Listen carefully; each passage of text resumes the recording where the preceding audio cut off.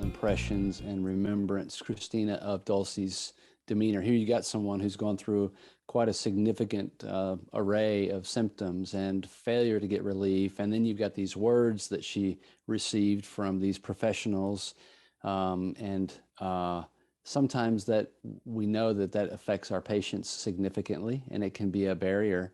What was your initial impression, Christina, of Dulcie and when she first came, and kind of her demeanor that you kind of observed? Yeah, so obviously somebody very motivated to get better and willing to try anything. And so she was very open to the examination process. There were some indicators that she could have what we call a derangement. So I took her through the testing, and it was pretty clear at that point that she did have a directional preference. And so we proceeded. Okay, sure. So Yeah.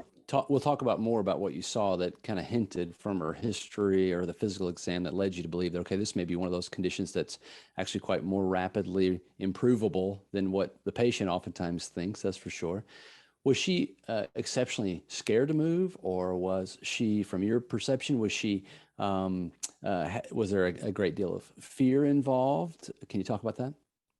Yeah, I don't recall her being too fearful to move, or too scared of this. She was very on much of mind to get this better and willing to do whatever it took to get it better. Um, so not to mind, I don't recall there being a whole lot of fear associated at that point when I first saw her. Dulcie. She might have been holding it in though. Yeah, yeah. Might Or have been. do you remember that?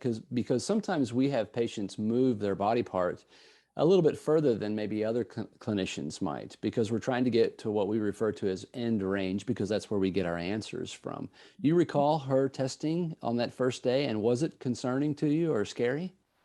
No, it wasn't. But I do recall it. No, I wasn't. You know, I had trust in what she was doing. Yeah, Yeah. yeah. Sometimes when we have failed to get relief through medication, through conventional therapy, through rest and avoiding the activities that hurt, we start to lose some confidence that this is ever going to be better. I think you alluded to that, Dulcie, but did you have an attitude or let me ask this question. What was it about Christina that fostered some trust or confidence that she could do something that maybe others haven't? There were big and little things, but what really resonated for me were a couple of comments. Like, I did share with her, because I was very upset about this doctor's comment about you can't afford to take another fall, to which Christina's comment was, listen, nobody can afford to take a fall on their neck. And then I was like, yeah, that's right. You know. And she expressed a lot of confidence in the knowledge, in the process, in this method.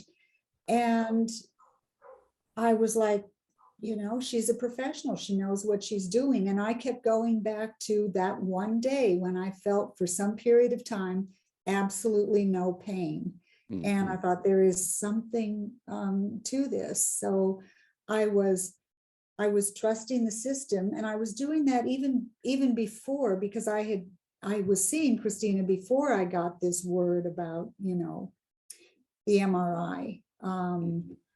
But I trusted the process, and I knew what I was feeling every time I was there. And when she would change the exercises and kind of bump them up a level or put me through different paces, there was no question but that it was having an impact. Okay, so you felt the response. You felt a relief that you hadn't felt from other attempts. Yeah. Hear the entire episode for free on iTunes, Spotify, other favorite podcast players, or go to mechanicalcareforum.com.